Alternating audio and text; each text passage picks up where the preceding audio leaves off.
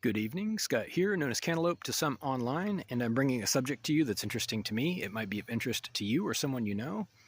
And that is a very recent article I just read, actually, about a woman who was arrested in Louisiana after her 6-year-old disabled daughter drowned in a lake. I believe it said daughter, may have just said child, but I want to weigh in on this. It's a very, very difficult question, a very difficult situation, but here's the thing. I believe that most parents have good instincts. And while it's not proper or legal to, kill anyone, especially children, there are natural situations that call for action.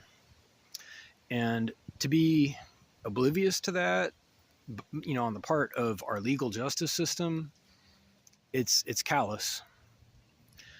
And, I'm not even suggesting, I don't think the article certainly didn't suggest that it was intentional or that there was foul play. It just said that the child drowned. That's all there was to it. But perhaps it is implied, perhaps it can be assumed that because the child was disabled, there was, at the very least, some negligence on the part of the parent. Well, I don't know what the charges were. I just know that she was arrested according to the article. So anyway, my point is, this isn't going to be a long video. My point is that in nature, it is extremely common for there to be disfigurement, mutations, deformities, where people are just unfortunately born with something that makes them unable to grow properly or be independent. They require extra care, and they become a burden on the community and their parents, which in nature can be deadly. We have infrastructure, thank goodness, in civilization. Most parts of the world, there's support and infrastructure to assist with people with special needs, but the instincts are there still, and it's a very hard question. So sometimes really all you have to go on, and I hate to say it, I hate to say that sometimes people should judge a book by its cover, but you get an impression from people. And, I haven't spent any time really reviewing this beyond the article, but I have seen a photo of the woman, her mugshot. For what it's worth, she looks normal. You might say that's irrelevant, and you would be within rights to do that. What I'm saying is sometimes the only truth you can know is the look in somebody's eye.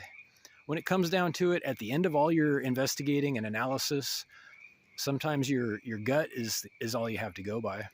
That's true, actually. And if you have to make a decision, it's better to make a decision based on your heart and your gut than nothing at all, or bad information. Rules for the sake of rules, being callous, erring on the side of assuming that someone did the wrong thing, erring on the side of assuming that any mother doesn't have good instincts. You need to assume the other thing first, if you ask me. You need to assume that this woman knew what she was doing. I don't know. I honestly don't know, but the fact that she's in jail most likely is adding insult to injury. Most likely she has had a very, very difficult last 6 years of her life, struggling to understand and adapt to a special needs child. And finally, it sounds to me, I'm just guessing, possibly her instincts took over. And she either allowed it to happen or precipitated it. In any case, it is something that would have happened normally in nature. But we don't allow that. I don't believe this woman should be locked up regardless. I really don't.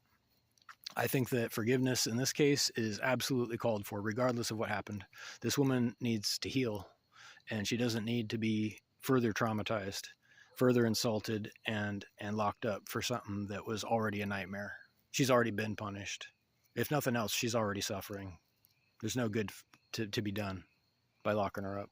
Anyway, I am going to link the article in my description, so if you have comments or questions, by all means, reach out to whitehotrobot@gmail.com. I wish you the best. Have a good night.